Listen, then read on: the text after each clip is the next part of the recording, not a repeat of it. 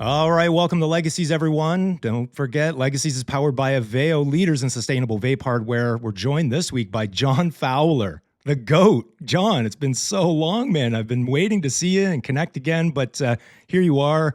Man, you've done a lot. You're still, let's go through the list first. Big Limited, Blaze Ventures, previously 7 Acres, not new to the space by any means, and you're still a recovering lawyer? It's hard to shake. I made some bad decisions in my life and decided to go to law school. So I try not to let people hold that against me. Oh, that's all good, man. It's all good. How's life been? What's new and exciting?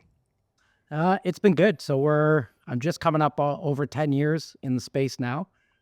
Started in 2014 with 7 Acres, and I was actually taking some time at the beginning of the year to reflect with, some of the guys I've been working with over the time. Just 10 years feels like many lifetimes in the cannabis space, but really is a blink of the eye for a lot of businesses. Mm-hmm. And, really excited about how things are evolving as an industry. Obviously, we have a lot of challenges, but, I think we're starting to see some light at the end of the tunnel. And, particularly for us, really excited and proud of how Muskoka Grown's been performing. And, a big part of our story over the last year has been transitioning our focus to international markets, which for me is getting back to my roots, right? It all started with medical cannabis for me, and it's nice to be back in the medical business and helping to support patients across Europe and Australia.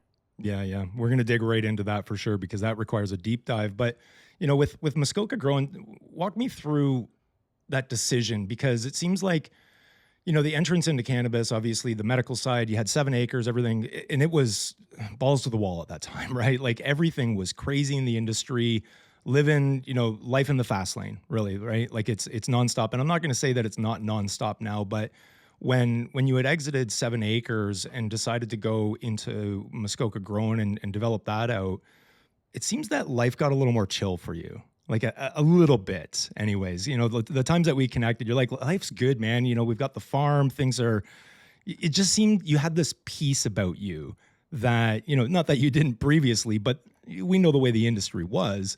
What was that like in that transition phase in that period for you?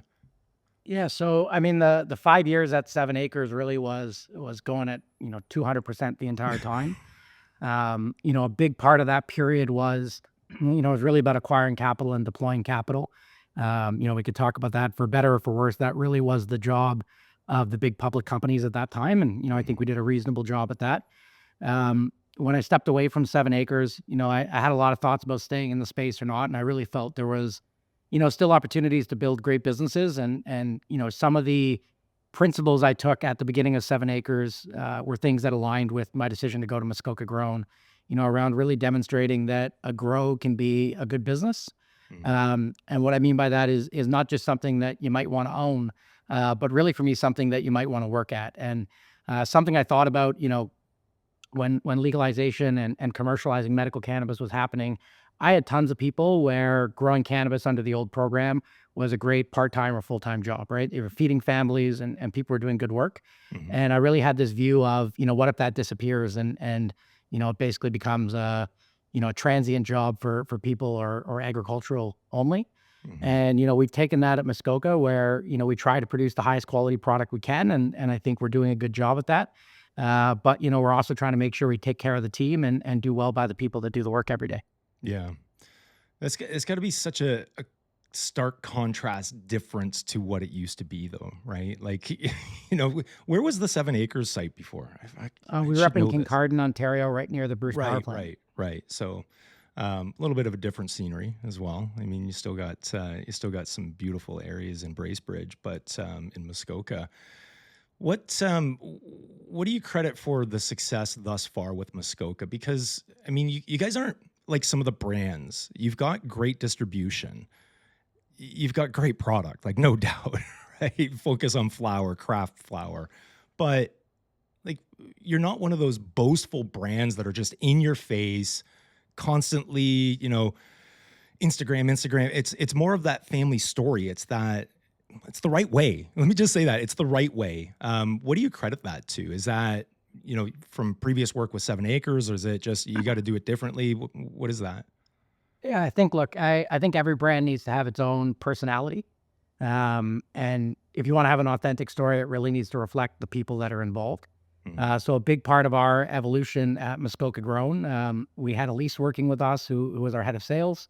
And, a lot of her persona is reflected in the brand. And it was really about, how do we build relationships and how do we try to figure out, in the recreational market, how our product is helping consumers, bringing joy to them.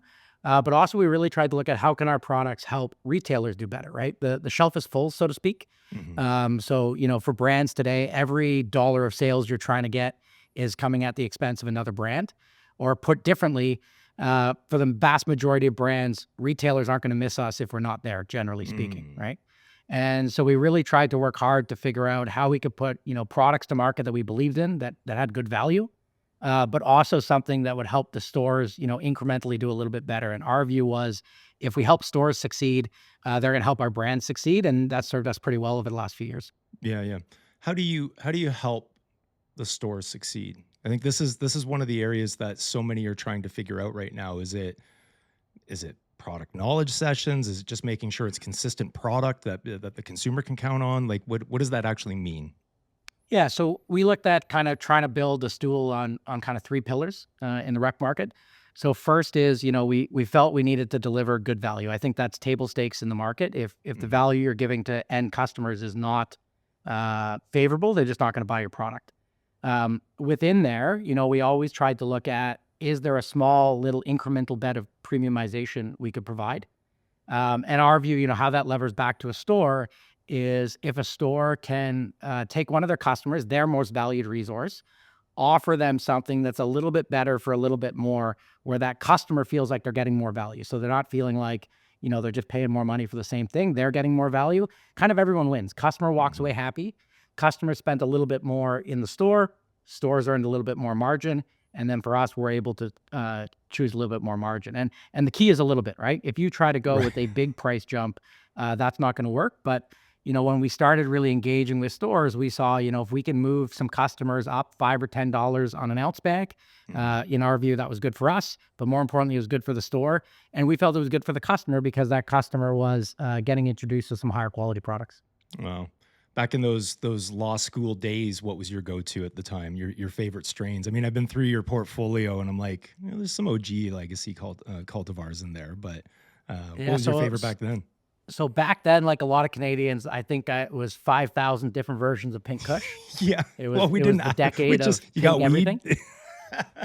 Yeah, it was a lot of different pink cushions, and then when you could get it, stuff like headbands and real OGs and things like that. Yeah. Wow. 710 headbands. Man, I haven't heard that in forever. I used So to. I s- I had one crack at growing that, and it just failed miserably. I went back to Master Kush. so But funny story with that one. 710 headband was the first good weed that I ever smoked. yeah, it wasn't for me. Um, so this was back. I was probably like 18, 19 years old. I had just met Puff Mama in Toronto. So she ran the Underground Comedy Club, Yeah. who's become a very good friend. And a lot of actually my business was people I met through there back in the day. And she was actually moving. So what was funny, she had a store. A friend of mine and I started showing up, and we were consuming so much at her comedy show. She actually got a complaint from the neighbor upstairs for the first time. So I felt obligated to help her find a new location down the road. My dad's a real estate agent. Okay. And so I got my dad to look at locations, and we're standing in the back of what became her next door. It was a print factory. Okay. And my dad and I are standing in there. Joey walked in and he looks at me, he goes, "This is the dope thing, isn't it?" And we ended up getting her the location, and I was helping her move, maybe a month later. And she said, "Hey, a grower friend of mine's outside in the truck if you want to go smoke a joint." And in the back of a U-Haul on Queen Street, I tried weed that tasted like nothing I'd ever tried before. And that Yeah. was really a light bulb moment of, hey, this stuff can actually be really cool and interesting. And that was Yeah. when, I started engaging with growers, 15, almost 20 years ago. Yeah. Yeah. You just brought up something that I've never really put much thought to, which is that evolution of palate over time, right? Because the early days I started quite young, younger than I would want my kids. But then it was like a joke, right? You got weed, you got weed. It wasn't what is it? And then hydro became a thing, right? It Mhm. started to grow. In Ontario specifically, I mean, in those days it was, do you have BC weed or do you have Jamaican hash or anything like that, or Moroccan hash? But as your palate started to change and you started to pay attention to, what we would call just the kind back then, which we now know Uh-huh. strain or cultivar or the bred genetics or whatever, you didn't really think about it. And then as those key moments, I still remember Great Acapulco Gold, Maui Wowie, like the tributes to those strains that in those early days. I mean, the West Coasters, especially down Humboldt County, they knew it all. But for me, as a young Ontarian, I was like, you got weed? That was all it was, Exactly, right? exactly. No, that's really cool. How did that shape? So as you moved, you mentioned, obviously cut your teeth into the medical side. What was that like during that time? Because there wasn't a lot of emphasis on the cultivars necessarily. I mean, they were, but it was about consistency and what does this look like? You had Shoppers Drug Mart hitting the scene. Ken was looking for, we got to get DINs for the cannabis products. And I'm like, yeah, good luck. Like maybe on oils, I don't know. But what was that? What was that like at that time as you were trying to think through different because it's much different, I think. And correct me if I'm wrong, but choosing those cultivars, you're choosing for yield and your terpene and, your cannabinoid counts and all of that. But in those early days, it was, can I even get the genetics? Is it going to Yeah. produce for me? What was that period like? So the early days at 7 Acres, really, we took the view, there's kind of two almost opposing views that we tried to bring together. We looked on one hand and we said, we were trying to be a pretty big company at the time. And like many industries and products, the way the demand curve slopes, the most of the volume is kind of in the lower end of pricing, Mhm. right? So we knew that's why we ended up in a greenhouse. Our view was over time, greenhouses were going to take more and more of, the demand. And for the size we wanted to be, we didn't believe we could move enough product indoor over the long run. But then we said, look, what are the little changes we can make that add some cost that can make us a little bit better than our peers? And at 7 Acres, one thing I'm proud of is I'm pretty sure we were the first large scale greenhouse to go fully hang dry. Mm. They were the most complicated rooms in the whole facility to allow us, we're talking about 3 to 5,000 plants, 3 to 500 kilogram harvests. I could send you some photos afterwards of the Yeah, dry yeah. rooms. Like these were like plants hanging up, 20, 30 feet in the air and a Jeez. lot of complicated HVAC to make it work. But that was our insight. I used to think about a wine example, you grow the grapes and then you make the wine. Yeah. And arguably, we didn't grow the grapes any that much different than other people. But at the time, I feel like we were making the wine differently than other Mhm. people. And, we're a bit validated by a few things. One of that being almost all of the big greenhouses later retrofitted to go to a hang dry process. Yeah. And then on the trim, we use some machines, like, just for the volume, you kind of had to. But we were one of the first companies to really lean into the hand polishing. And Right. that's where we put a little bit of labor back at the end to make sure you got a clean, nice, well-groomed bud. And that little mix gave us, a big part of our product advantage.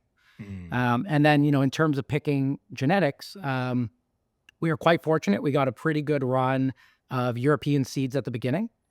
We did large phenohunt. So we were looking through literally hundreds of seeds to find that, not one in a million, but, that outlier. Yeah, yeah. And I think that's something important that, when you move from, say, home growing to commercial growing, if you think of a distribution, like if you got a family of seeds, they're going to kind of bell curve their traits. Right. You're Yep. actually looking for the outliers. You're looking Mhm. for the one that's got really unusual terpenes or a great yield or great THC. And that's sort of what we picked through. And we kind of said, how do we get something interesting? How do we get something with good THC? How do we get something that works? Realistically, it has to work in a commercial program. And that's sort of where we came up with our first assortment of strains at 7 Acres. And, we produced those for 2 or 3 years across the market. Yeah, yeah. Man, I'm just thinking that, back to those days, you're talking about the first to hang dry at that scale. I think you're right. As you know, I was in a lot of facilities in those days and the big greenhouses were still bucking and, just tray drying as much as they could. Is there any intriguing or outstanding innovation happening now compared to what we were seeing in those early days? Like, are you seeing anything? I mean, look, I think we went through a big curve of scale. So, I mean, if you're familiar with twisters, we went from the little tabletop twisters to what was it called, the Zero, the big multi-$1,000 stainless steel ones. Yeah. But back at 7 Acres, it was all about little tweaks and how we really stayed focused on what are we trying to deliver to consumers and Mhm. how do we keep our costs reasonable. And that's really, it's a different kind of bundle of benefits we try to put in our products today at Muskoka Grown, but Yeah. a really similar mindset, right? We want to deliver the customer experience, or in this case, the patient experience that we're looking for. And then how do we run a effective operation to make sure that we're, doing that in a repeatable, reliable, and cost-effective way? Yeah. I just thought of something I've never asked any of my guests. How do you, because pheno hunting takes time and it takes resources and it takes rooms, right? How do you justify that to a board of directors or investors that, look, we like, obviously the ones that get it, but other ones, like, how do you, how do you pitch that time investment that's required to find that outlier?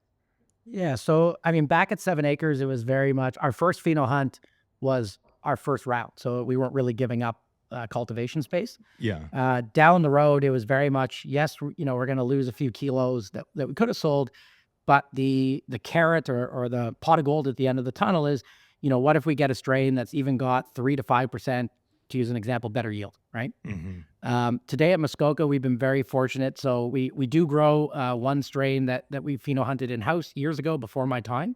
But as the industry has evolved, there's been a great growth of effectively nursery companies where they're doing that as their Mm.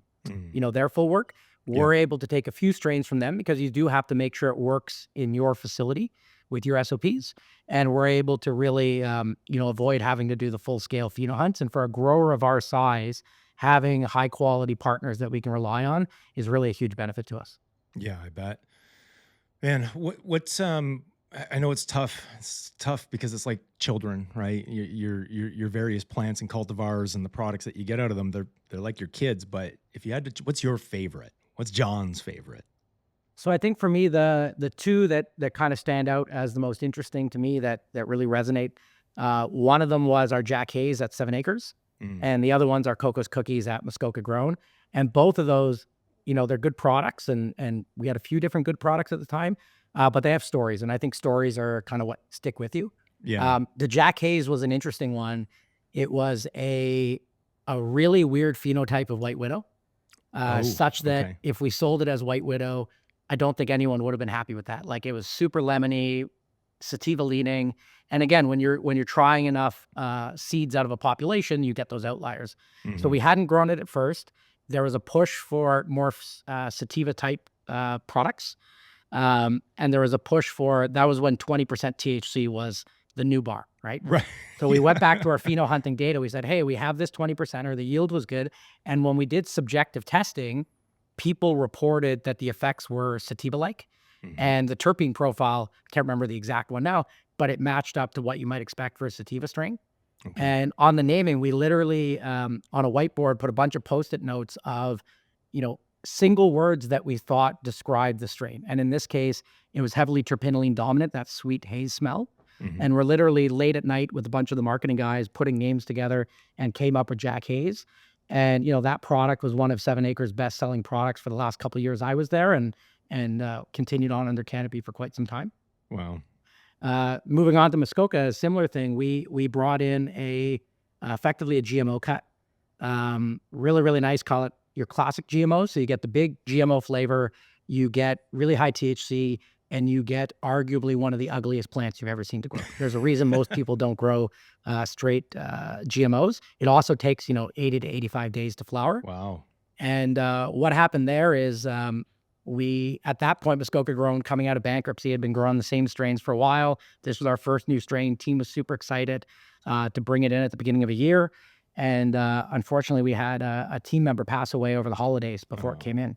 And we had a little discussion, and it was actually raised by somebody on the team to kind of have a little bit of a memorial for the guy. His nickname was Coco, and nice. and that's where the nature of Coco's Cookies came from. But for us, it's always a debate. Like, I think the willy-nilly renaming of strains for no reason isn't necessarily Yeah. great. But Hmm. I do believe at the end of the day, your product is more than just your genetics.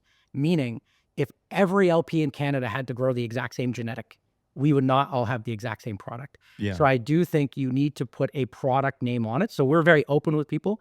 Coco's Cookies is a GMO, but Coco's Cookies is ours. It's unique to us, and it doesn't exist anywhere else. And Mm. from a retail engagement perspective, it wasn't too often that a store would say, "Hey, I've got a bunch of GMOs. You're one of them." a store would say, hey, your cocoa's cookies and you're the only one. Wow. And I think that's something that as people are looking at their product development, if you want to be successful in today's space in Canada, and I would say increasingly as Europe gets more competitive, you need to check all the boxes. You need to have the product. You need to have the analytical values, C of A values. You need to have the subjective value, but then you need to have the name and the marketing right. Because if you don't check all those boxes, somebody else will, and somebody else will get your sales. Wow, man, that's profound. I meet with a lot of retailers. Obviously, we've had a bunch on the show, and we always talk and lean into curating menus, and typically it's data, obviously what's going on in my area, demographically, geographically, but then it's pre rolls. It gets in the categories rather than the strain or the cultivar, and I'm wondering if it should be a little bit more of as these consumers, because you've got your OG consumers, they're very focused on, I need GMO. I want this. I want that. I want this. But the rest of the crowd or the mix of consumers, they're not necessarily they're just going in kind of deer in the headlight. I want a pre roll. Not, and then we get into indica, sativa, the debate, whatever. I won't go there. But should they be focusing a little bit more on what is the actual culture? Because you're right, like a pink kush isn't the pink kush, isn't the pink kush. It's based on all of those input factors of, was it outdoor, indoor, greenhouse? What were the nutrients you were using? How did you finish it entirely, right? How was it trimmed? How was it dry? There's so many factors. Like, should there be more emphasis on those cultivars and understanding them truly as what they are based on who's producing them? Look, I think in a perfect world, every retailer would have, a sommelier type character that's Oh yeah. intimately familiar with all the products, right? And one thing is interesting, especially in Ontario, the average SKU count is significantly higher than what I see, for example, in New York dispensaries. Right. So, big caveat, it is not practical for a dispensary in Canada to really understand every product with the amount they're bringing in.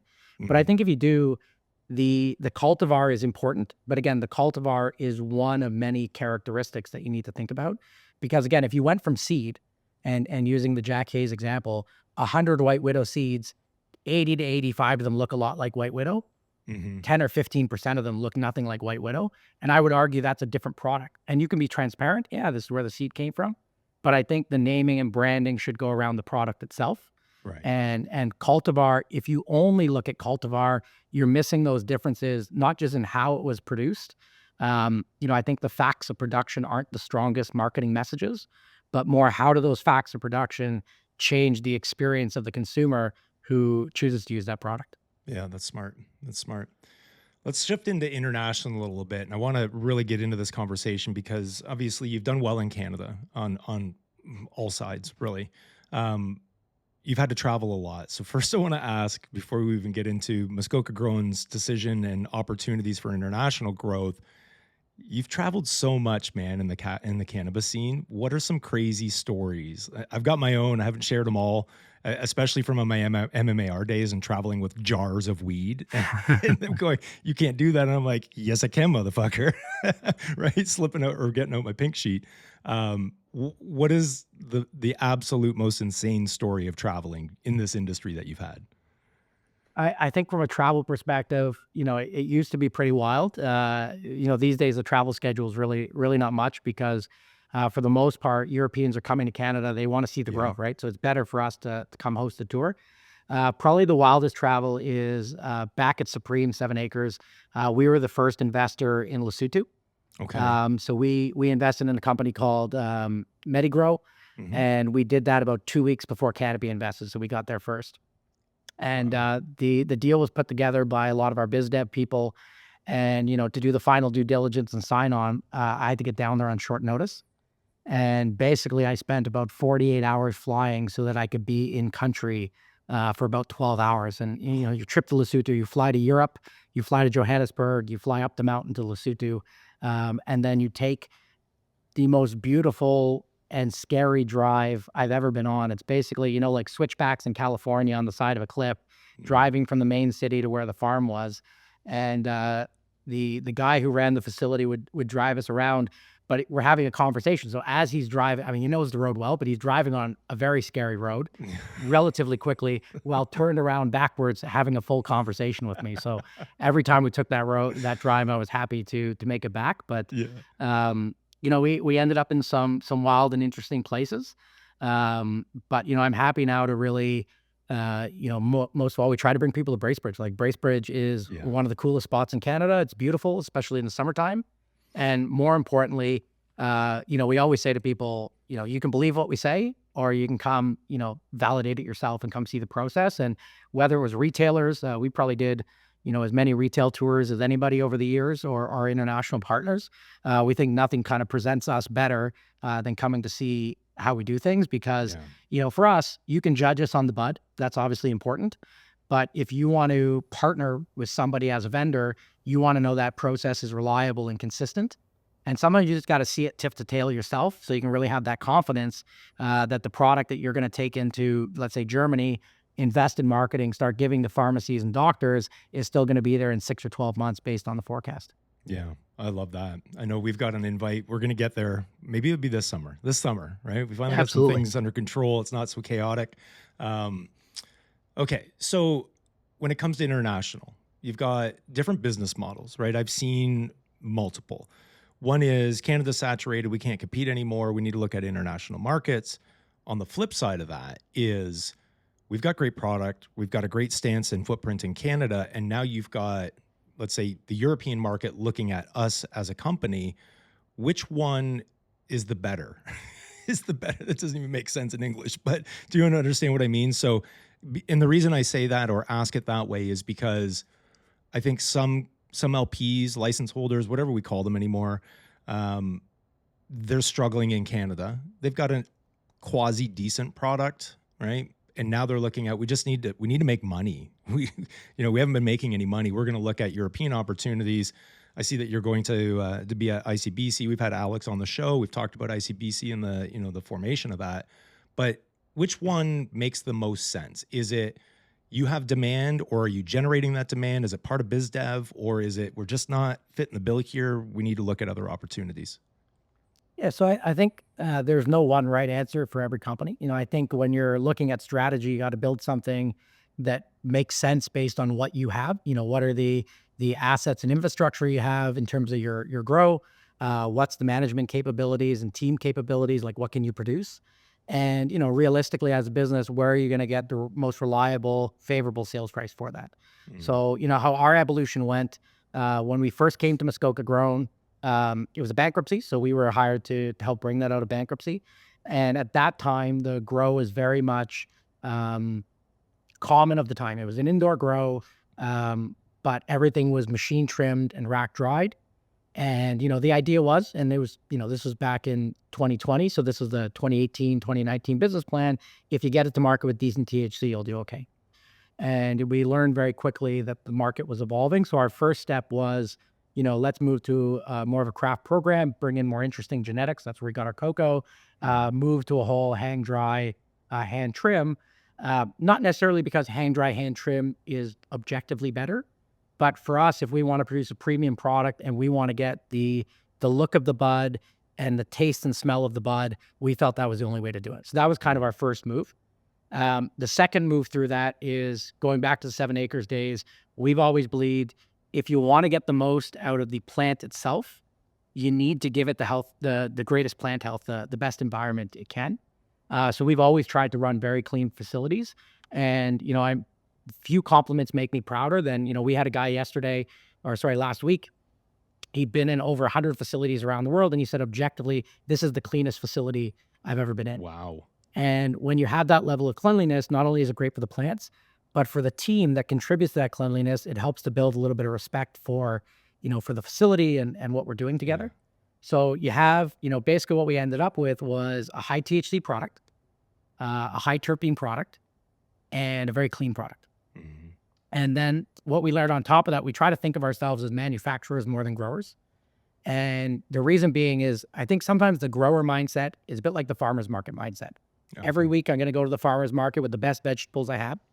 And sometimes they're a little better, sometimes they're a little less, sometimes I have more carrots, less onions, whatever. And that works in a farmer's market. When you're distributing, whether that's through the OCS or some of our international partners, it's a bit more like, consumer goods. You want to have the same thing over and over again repeatedly. And, I used to use like Budweiser beer as an example. Whether you like Budweiser or not, the most amazing thing about it, you can literally travel to, I think, every country in the world that serves alcohol and get a beer that is almost identical. Yeah, it'll be And from it'll a be identical. manufacturing perspective, it blows my mind how they get that done. Yeah. So, for us, where we felt we weren't getting always the best value for our products is there are things you can do in Canada that make it a little bit easier to print a high THC on your label. Doesn't mean I don't actually think anybody's cheating. I think people are using the regulations appropriately. There's people cheating, John. Maybe. But even within that, there are things you can do in Canada that make it easier to get a higher number that don't work in Europe, right? So when we compare Canada to Europe, our THC stands out a little bit more than it does in Canada, right? Okay. In Europe, there's much higher requirement for consistency, meaning less variation in THC based on the label claim. So we generally, if we look over our last 2 years of production, our THC is generally within a 4% band, 2 down, 2 up. Okay. And we're working to tighten that over time. We don't get a huge benefit for that in Canada. We get a big benefit for that in Europe. Wow. If we look at micro, in Canada, you are allowed up to 50,000, it's called CFUs, units of micro. And between 1 and 49,000, nobody cares, nobody asks any questions. And if you flip over, you're allowed to irradiate, and you don't have to tell your customer you're irradiating. In Germany, that's not the case. So our low micro, in our cocoa strain, for example, we're usually at about 500 units out of 50,000 units. Jeez. That's 2 orders of magnitude less. That is a big safety factor for our distribution partners. And that's a value add. So when you start putting together some pieces, high THC, consistent THC, low micro, consistent low micro, and the fact that we are very good at planning out our deliveries. I've got customers where I'm planning to the day and to the kilo deliveries in July and August. That kind of makes us a reliable supply chain partner. So we really focus on strength, cleanliness, and reliability. Yeah. And we feel like, although that's valuable in Canada, we get a better return on our investment taking that same product and taking it to Europe. So for us, it was strategic. We started by trying to sell 10 or 20% of what we grew into Europe. Now we're looking at almost all of that going over there. But it's very much a walk before you run type program. And for us, that was the right move. And that allowed us to build the international business with confidence and also manage how we stay in the Canadian market and continue to try to get a return on the investments and brands we made here. Yeah, yeah. How do you keep Canadian presence if the vast majority of your output ends up in Europe? How do you maintain that? Because you hit it, which is reliability, right? As a partner, because that's what most of them are looking to do, is it's a partnership. They're going to handle bringing it in and distribution and making sure that that's there, but they need a reliable partner in Canada. Not all are. And no different than the wholesale distributors in Canada, right? You can't consistently meet the POs, you're going to go to flow through potentially. And if you can't make it there, you're out. Now you're going to be looking at another province. That's case by case on SKU in a lot of cases, but eventually that'll roll up to the producer itself. How do you maintain that Canadian presence? Because everyone loves Muskoka Grown, right? It's very Canadiana. No matter where you are, you understand the Muskokas of Ontario. You get it. But how do you do that? How will you do that? Yeah, so we had already actually split the brands a couple of years ago. So the Dank Crop brand was, generally speaking, where the indoor product we were growing ourselves was going. And the Muskoka Grown brand, again, to take advantage of where the higher volumes at lower price points are, we had partnered with some really amazing growers, primarily in Ontario, but across Canada, greenhouse growers who took a cropped approach. So we've got some amazing partners. They hang dry, they hand trim, they're producing great THC, and they're producing great terps. So already we had both businesses going. And under the red bags, under the Muskoka Grown, we are really finding a better value proposition with consumers.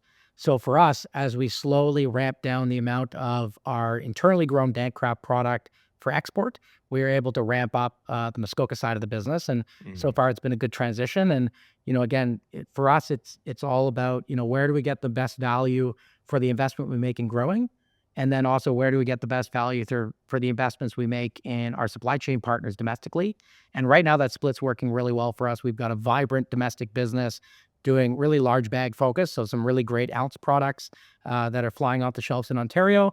And then we're able to take the cannabis we grow and push that out into European markets. We still maintain Coco's Cookies in Canada. That's kind of been our flagship strain, and we have some customers that really love it and have loved it for a long time. But we manage that balance on a daily basis.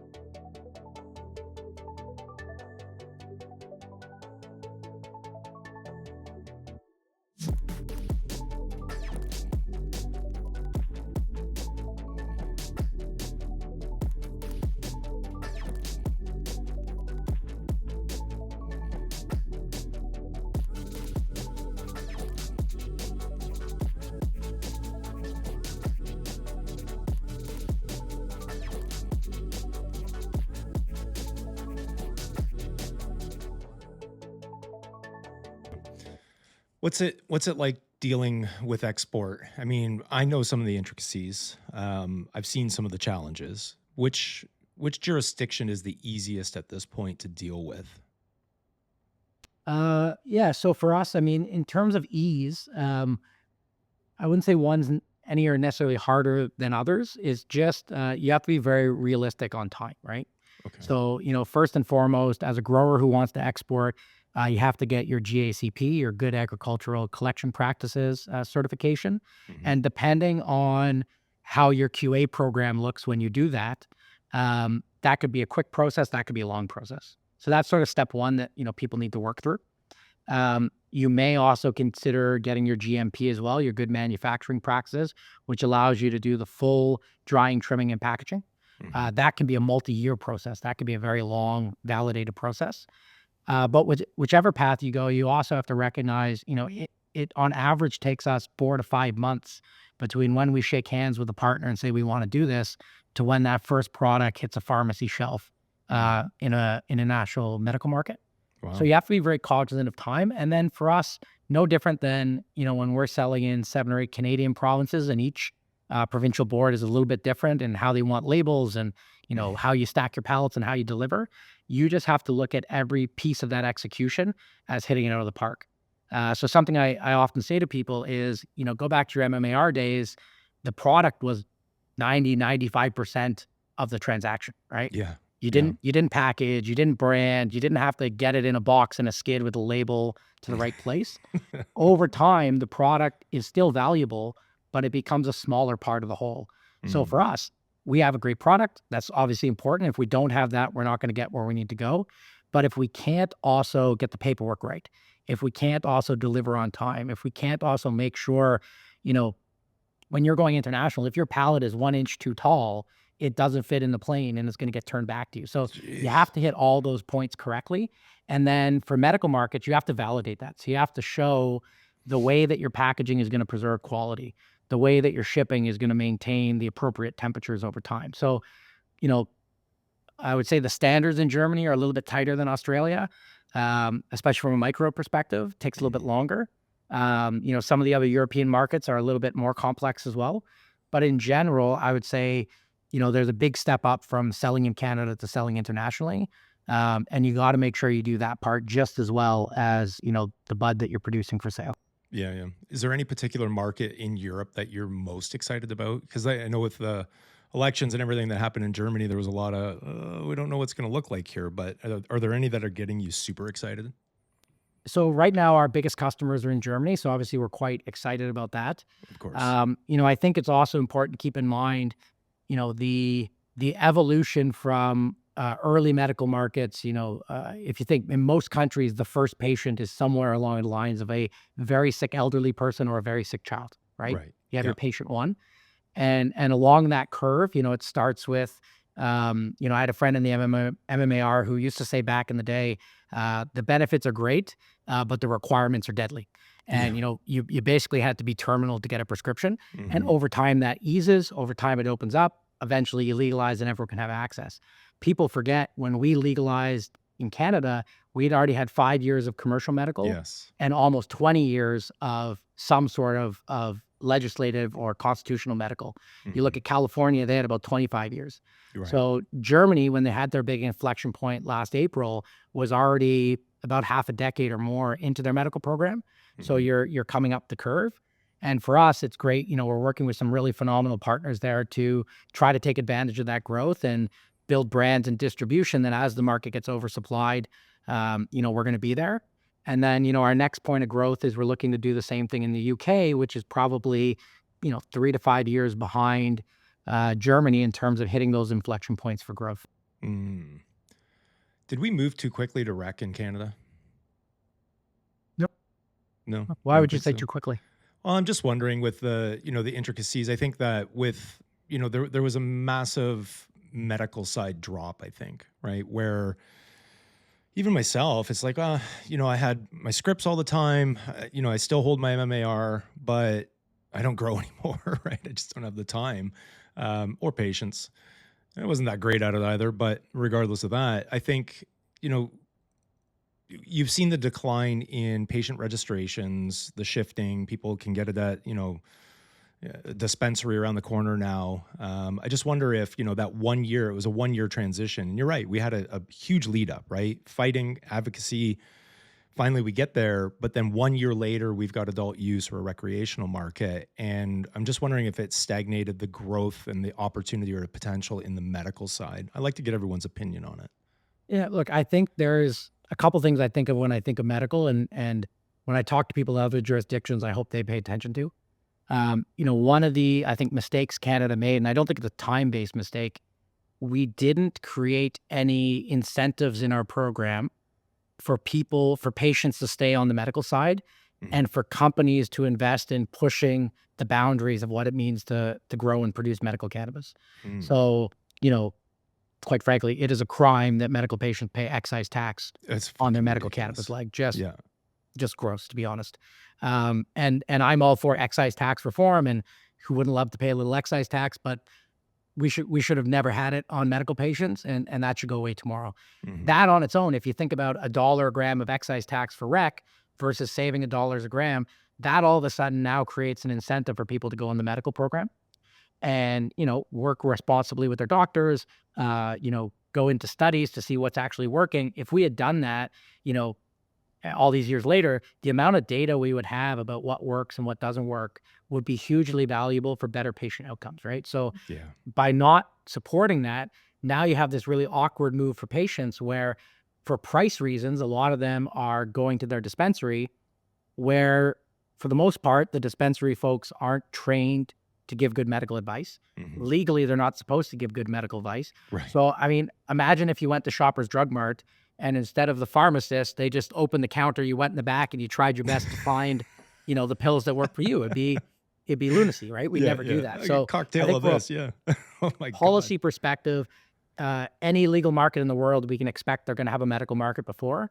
And Mhm. I would hope that as those medical markets transition, for the core patients that are, truly medical patients, that a program is made, some combination of a better price, some combination of better access, and then, hopefully some combination of public or private payments, so insurance payments. Yep. If you get those things together, I think you maintain a vibrant and important medical market. Mhm.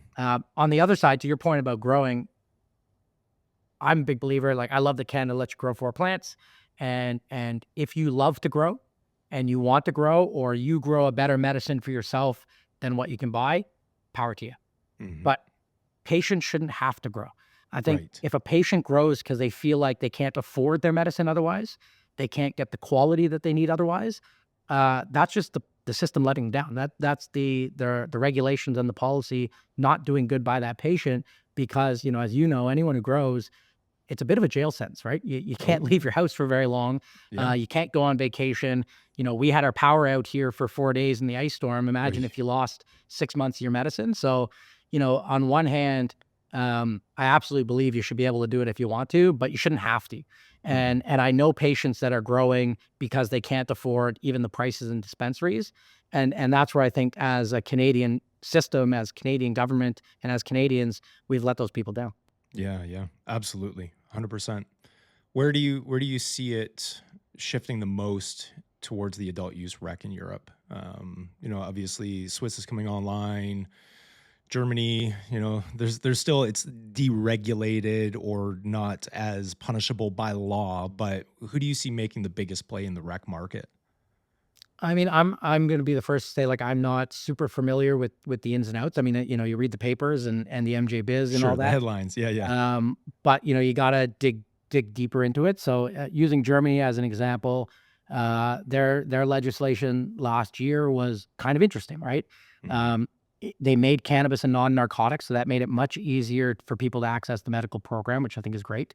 mhm. They created kind of community grow clubs, the legalization clubs, which I think is a neat way of approaching that. Yeah. And then, you had some ability to carry. So seemed like a pretty good trial. They want to take it slow. I think that probably is a right thing. To your point on did we go too quickly? I don't know what it will look like, but we could have done more trial programs and seen how that plays out. Yeah. Um, Switzerland, I'm a little less familiar with. Obviously, the Netherlands is doing their pilot projects with their coffee shops. Mhm. Um, at the end of the day, over time, I think those things will happen. Barring a change in our legislation, which would mean a change in kind of global regulations, we can only work with medical markets. Mm. So, our view is if a market like Germany goes recreational, obviously some consumers are going to transition from being patients to being consumers. We would hope to see that the German regulations maintain a reason to stay on the medical side. But we would also view the domestic production now has to go heavily onto the rec side Mm. because theoretically they can't import from other countries.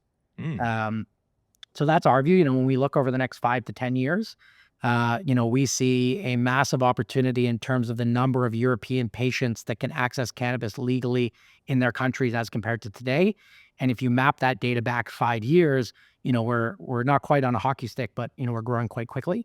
Mhm. And if we compare that to Canada as an example, we will have more consumers in 10 years than we have today. But for the most part, that's just because 19-year-olds are made faster than old people die. That's true. That's true. And don't get me wrong, I'm not, I don't necessarily have a side when it comes to did we get there too fast? Because again, 25 years, right, to get just to that point of medical legalization. And then a year later, we roll it out. I'm happy it's here. I'm just curious, was it too quick? And I love how you've explained it, is we should have protected the patient rights a little bit more, right, to ensure that, again, insurance adjudication, you've got it there, but you're charging taxes on top of it. Like, what? Only in Canada, although we see it in other areas. What's the future look like? What do you consider success? When is it you feel I'm done now? I'm good. I mean, you're still young, but I'm good. I'm not going to keep pushing, or is this a lifelong opportunity and adventure for you? Look, I think there's always going to be exciting opportunities. Muskoka Grown, we're 5 years in, and the next 5 years looks just as exciting as the last 5 years. Right? Mhm. I really enjoy management, working with people, building teams, trying to build people up, seeing people succeed. One thing that I think is really interesting about cannabis production, as compared to a lot of other manufacturing businesses, if you think about a company that makes widgets, right? They're going to have a factory building, but inside of that building, they're going to bring equipment, Mhm. machines. Yeah. And for the most part, their people are going to be operating the equipment, not building the things themselves, right? Right. At Muskoka Grown, what's interesting is our building is the machine, right? From the Mm. mother room through to the dry room, it's kind of one continual process. And, that's a bit of a paradigm shift when people come to the industry for the first time that, if we want to grow more, we don't just buy a faster growing machine and install it on the grow floor, right? Yeah. And there is a puzzle in terms of how do all the pieces fit together to optimize the outcome. So that's Mhm. always exciting. But look, we have almost 100 people. Um, we have almost 100 people at Muskoka Grown. The vast majority of those that work in production, whether they're growing the plants, harvesting the plants, trimming the plants, or packaging, are doing the work with their two hands. So really, yes, we're a cultivation company, but we're really a management company. How do we get those 100 people to all row in the right direction? Hmm. and all kind of be encouraged and incentivized to do their best work every day. And our general manager, Ram, he gives the example of like dragon boat racing, Okay. right? When you get 10, 20 people in those boats and everybody's rowing at the same speed on the same cadence, that thing can zip like it's got a motor in the back. But you get one or two people that are rowing on the wrong cadence and the whole thing's going to slow down.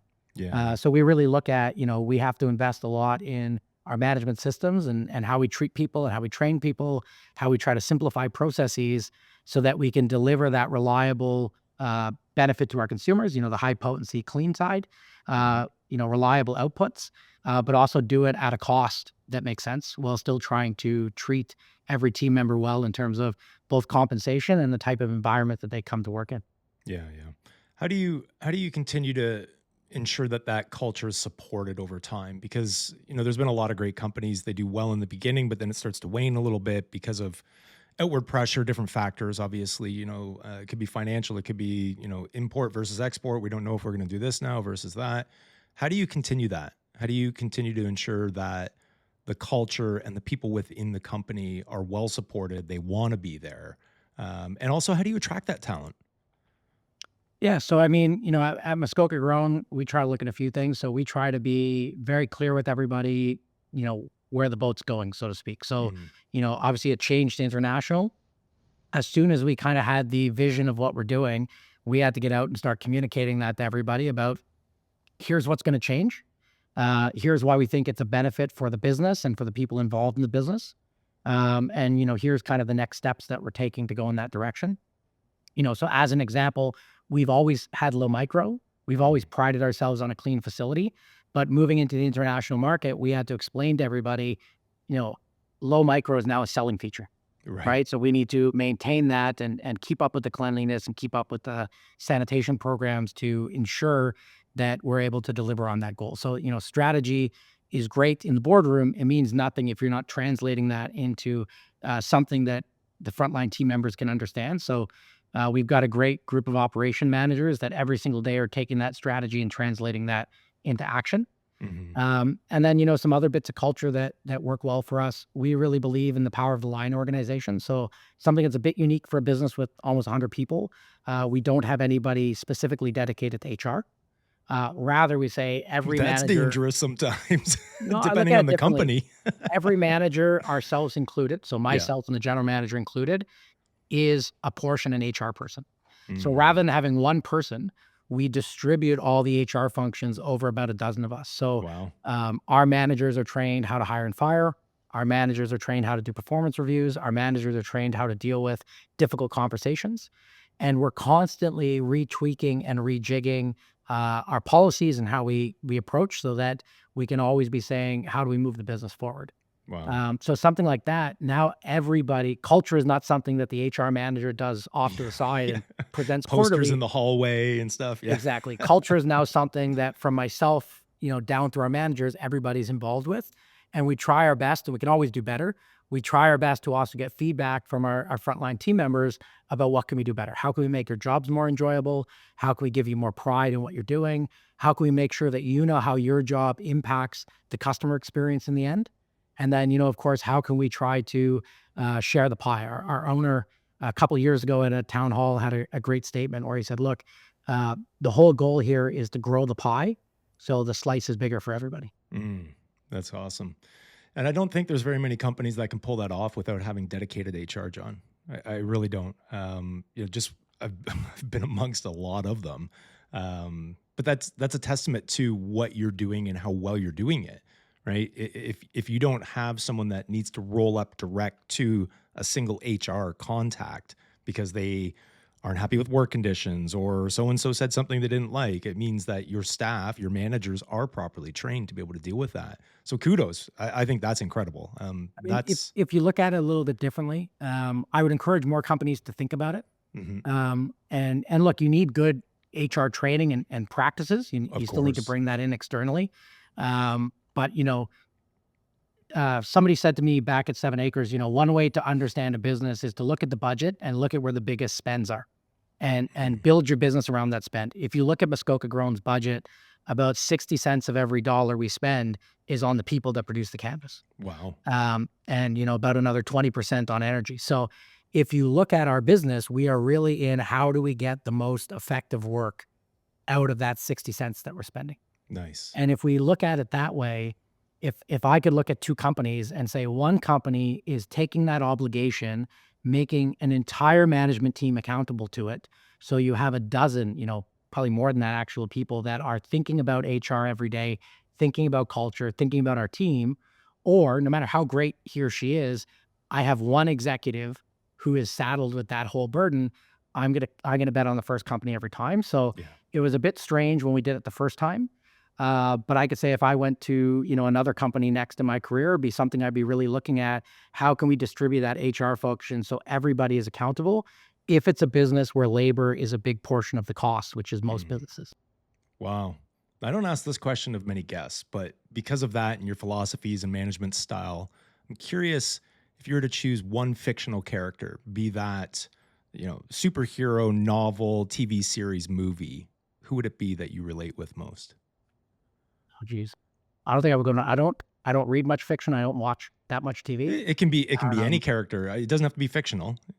but I'll give you a real character because this one really stuck out in my head. When I was doing my MBA, we took a leadership class.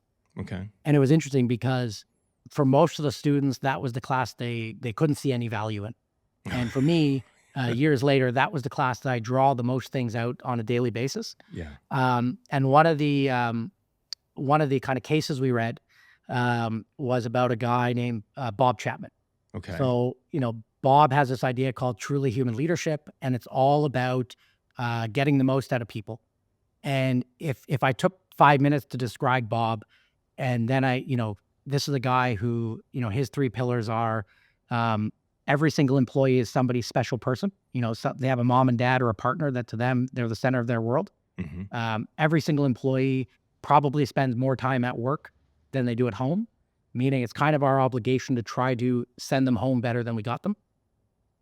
And every single business is basically only as good as its people.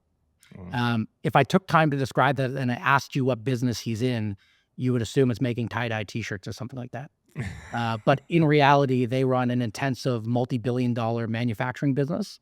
And Bob Chapman's business, he's probably one of the most successful M&A CEOs of the last 30 years, building a business from 8 figures of revenue to 11 figures of revenue and being very profitable the whole time. And that was a mindset to me to say, you can take those practices that maybe sound like kind of some hippie voodoo, but you can apply it to a successful business. And we don't always succeed, but we try our best to bring those philosophies, to play when we're at Muskoka. And it's something that's important to me. And if I was to work in another business, in any business, I think, Yeah. there's a lot of ways to manage it. I'm not saying that's the only one that works, Sure. but that's the one that works for us. And the result is, one of the great compliments we get from our teams, we have lots of people who say, this is one of the best or the best place that I've ever worked. I come in, we don't yell and scream as managers. We try to understand our people are people.